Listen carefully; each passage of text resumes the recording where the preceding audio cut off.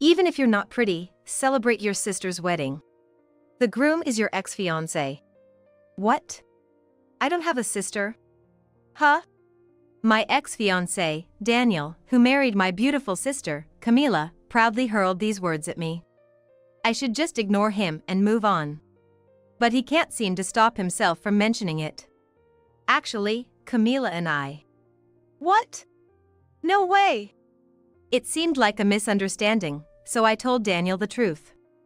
This led to a huge fight between Daniel and Camila right before the wedding. Camila tried hard to calm things down, and the wedding went ahead, but I unintentionally became the center of attention, causing her rage. It wasn't my fault, though. Daniel and Camila kept bothering me even after the wedding, so I had to make them understand what they were doing. My name is Nancy Sasaki, 27 years old, an office worker. I had a boyfriend for 6 years. His name is Daniel, 33 years old. Daniel's job is a stage actor. Unfortunately, he wasn't successful at all. We met when I was still a college student. I was invited to a play where a college friend was performing, and Daniel was also in it. Daniel noticed me from the stage and approached me after the show. He was 6 years older, and I remember being initially scared. You stood out in the audience. You're really cute. I was wary of Daniel, who came on strong. Because I had been called unattractive before but never cute. Luckily, my friend protected me, and I didn't have to give him my contact information. But later, Daniel found my social media and sent me a message. I blocked him immediately. However, Daniel didn't give up easily and persistently contacted my friend to get my phone number. I didn't want to trouble my friend anymore. When Daniel sent another message from a new number, I finally agreed to go out with him just once. You are more beautiful than any woman I've seen. Please stop. I've never been told that, so I don't know how to respond. Daniel was the kind of man who said such things casually. He praised me throughout the date. Compliments about my voice, fingertips, shiny hair, pleasant scent, and more. Everything about me. He was the first man to ever praise me like that. Regrettably, by the end of the date, I found myself wanting to see him again. I had no confidence in myself. I was abandoned at the age of 7. I never felt at home with my family. My mother never praised me and always said, "I wish you were never born." So, I always thought of myself as unworthy of love. Maybe I just wanted someone's approval. Daniel fulfilled my need for approval in just one day. By then, I think I was already hooked on him. We started dating naturally after he asked me out a few times. But Daniel, who once fulfilled my need for approval, changed over 6 years. Hey, you're an actor's girlfriend. Can't you at least wear makeup when you're out? I am wearing makeup. Seriously? That's makeup. Wow, you're aging fast. Daniel started to criticize my looks. His purpose for dating me became apparent. I'm in a pinch this month. Again? The month just started. It can't be helped. Socializing is important for an actor. He claimed to be an actor, but it was self-proclaimed. He hadn't had a stage job in a year. He was barely working, mostly part-times. And often skips work. I'd like you to pay back everything you owe. Why? We're gonna get married, right? No need to pay back. I was 27 and vulnerable to the idea of marriage. But Daniel's words had been the same for the past 3 years. I have a faint understanding of it. I knew deep down he had no intention of marrying me. But I had no one else who would accept me. I thought I'd never meet anyone else who would acknowledge me. I used to think that way. So, I lent him money again, knowing it wouldn't come back. Hey, you entered my room without permission when I wasn't there, didn't you? Yeah, I did. Why? Stop entering my place when I'm not around. Okay, but why? You used to let me in. There might be fellow actors staying over. I don't want you getting assaulted. They're all frivolous guys. So always contact me before coming. Okay. I sighed. It had been 6 months since Daniel took away my spare key. Now, he was telling me to call before coming over. It felt like we were moving backwards instead of towards marriage. I'd sometimes use it to sneak in to clean, do laundry, or cook. Why is he bringing this up now? Was he actually bothered by it all along? Anxiety began to spread within me. Lately, I had been confiding in a colleague at work about Daniel. His name is Bob, 30 years old. Bob had become concerned after seeing my small lunch. I was embarrassed to be caught eating it in a hidden spot. Our company doesn't pay that poorly, right? I'm just saving money. I lied, but soon opened up about Daniel. Talking about it was surprisingly therapeutic, and I found myself frequently seeking Bob's advice. But recently, he had been blunt: "You should break up with that guy as soon as possible." I knew it, but couldn't bring myself to leave Daniel.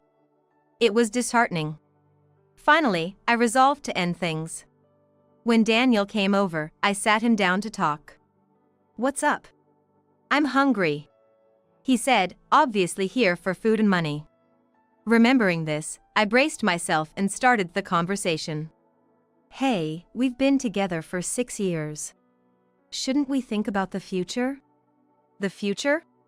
Daniel's attitude was clearly reluctant. I felt it was a waste to spend any more time on this. "If you can't see a future with me, let's break up." "What?" "I want to break up. Your stuff is packed. Take it with you. I'll get mine tomorrow."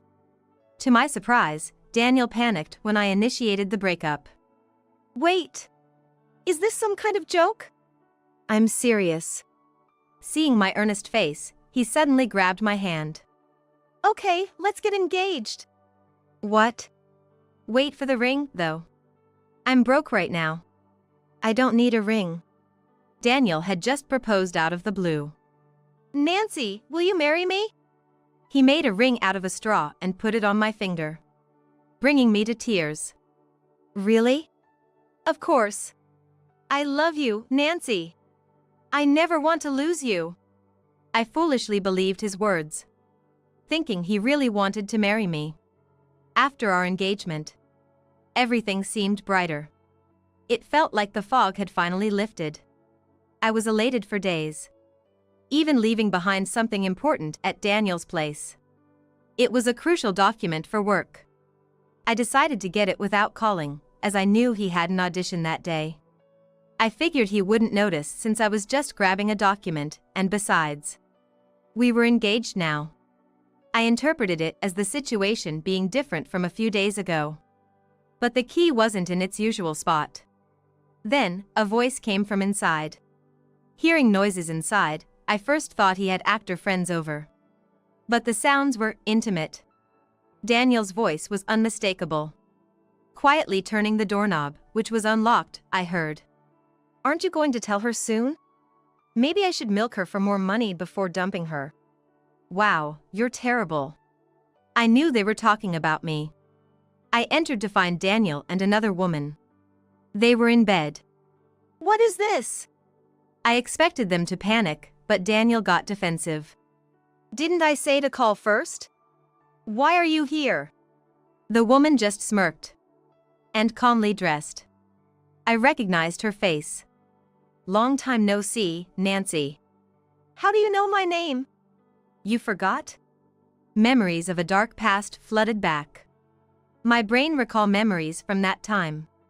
Before being abandoned, there was another girl in the oppressive home with my mother.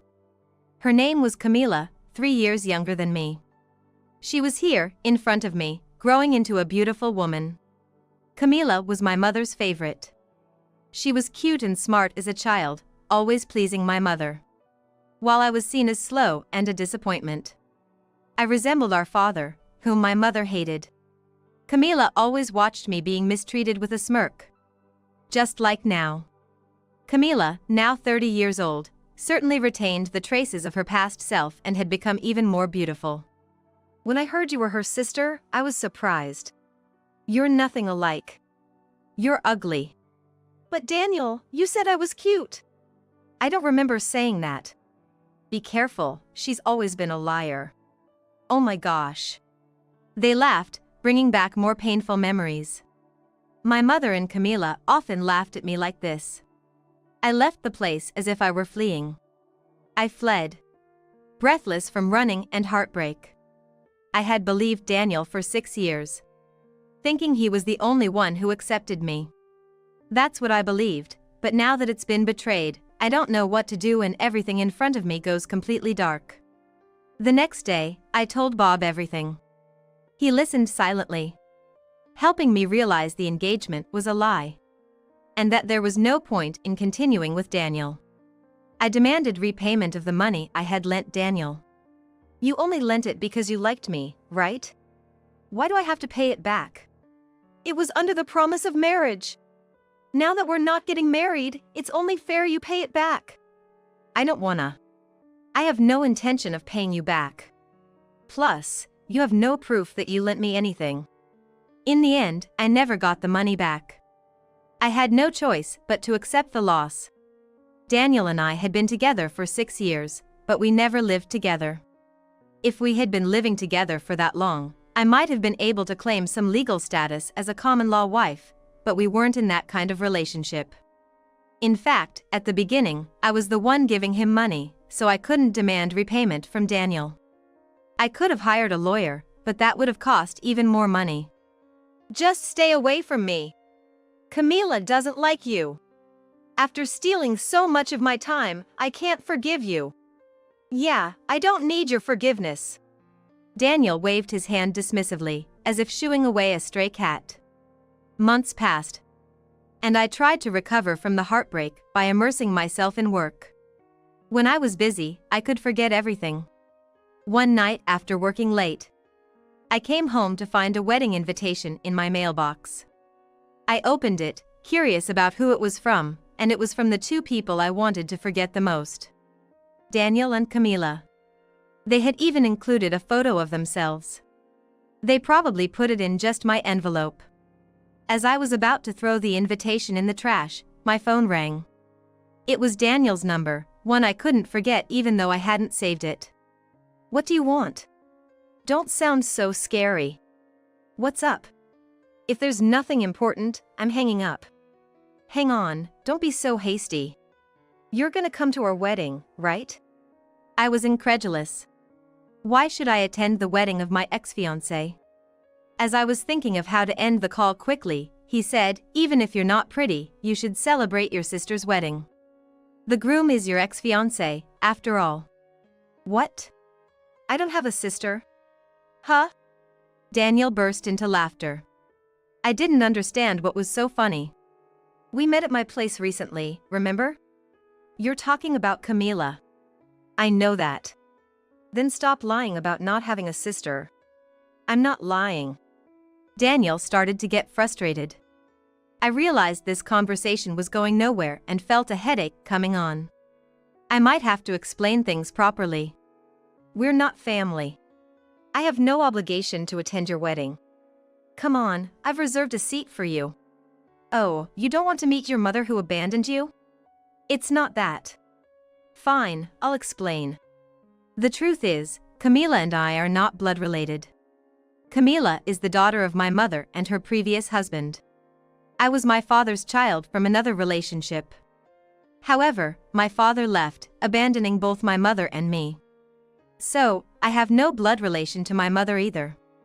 She kept me around initially as an excuse for my father to return, but after 2 years, I became a nuisance. That's when I was sent to a children's house.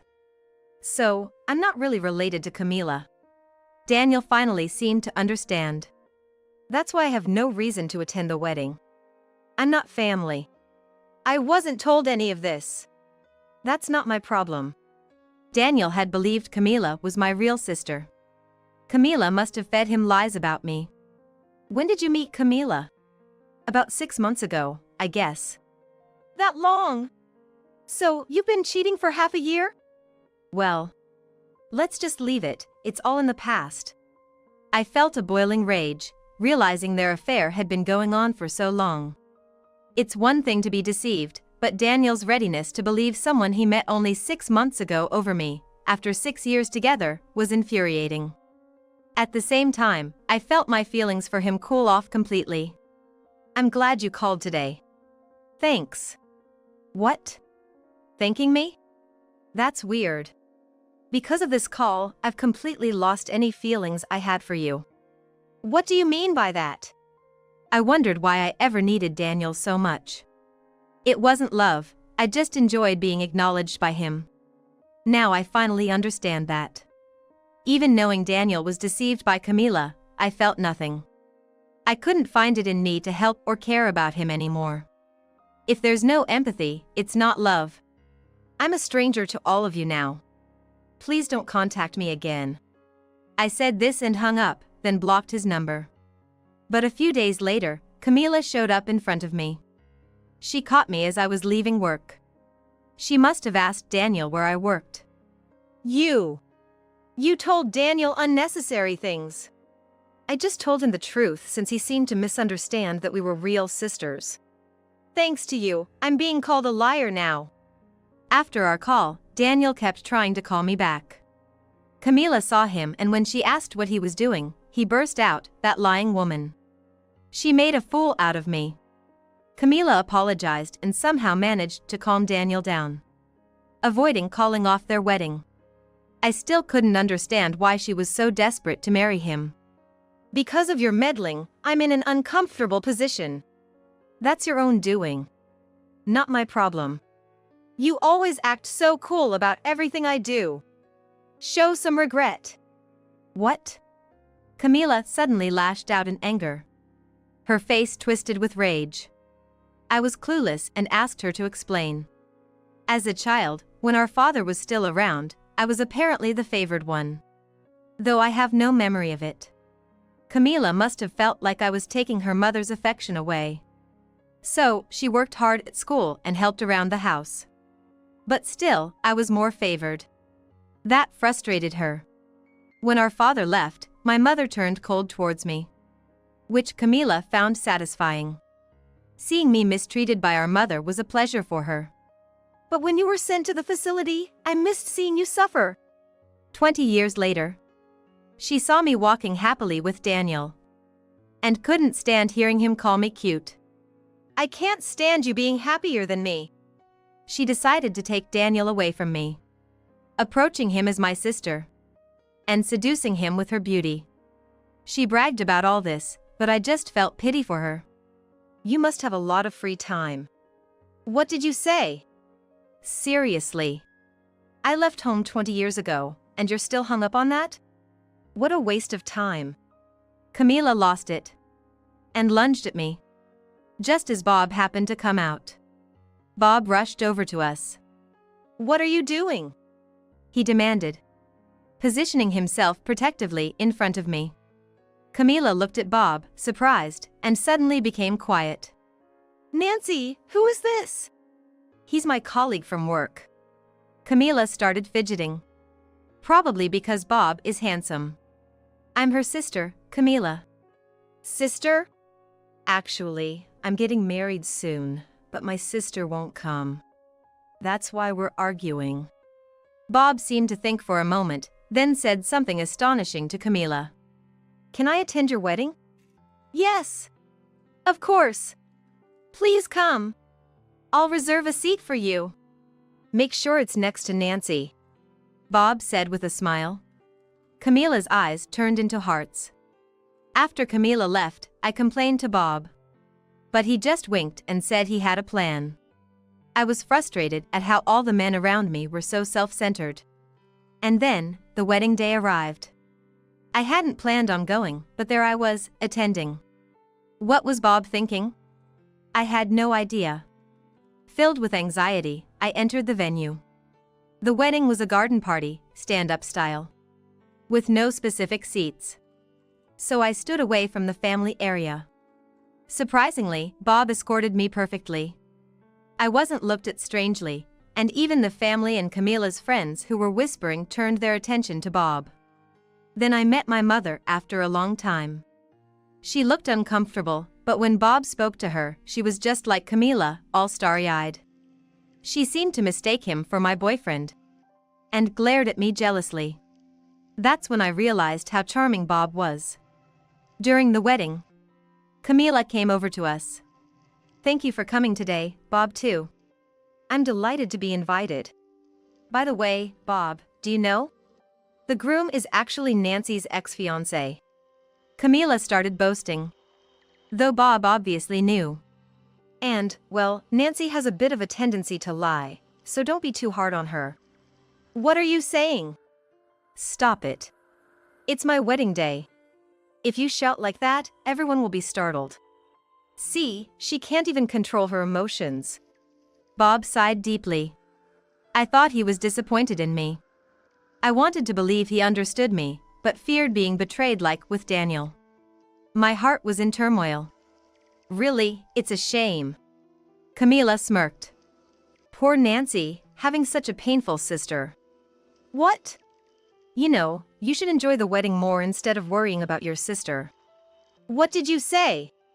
"Sorry, but I don't believe in hearsay. I know Nancy better than anyone. I've been watching her since she joined the company." People started gathering around us. Even Daniel came over, wondering what was happening. "What's going on?" "Oh, the groom. I wanted to meet you and say thank you." "Thanks. Thank you for finally breaking up with Nancy.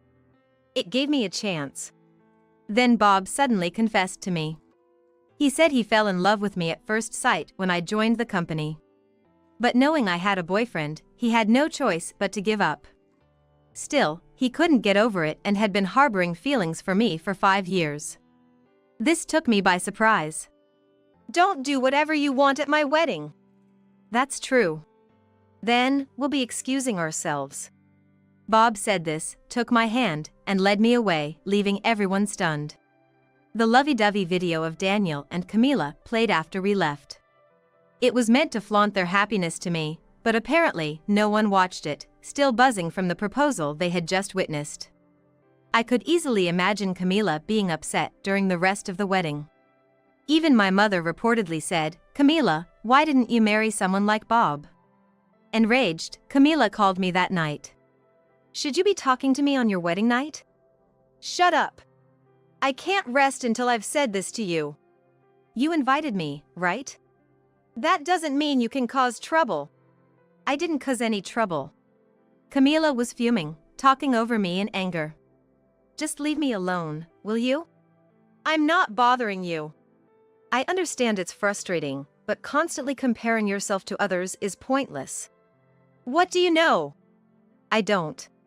But it's silly to marry a man you don't love just to see me lose something. Ever thought about wasting your own life?" Camila was stunned into silence by my words. And hung up. It must have been a shock. This was a chance for her to finally face herself. I hoped she would start living her own life, not one focused on belittling others. After that, I heard nothing more from Camila. She couldn't divorce Daniel right away since they had just married.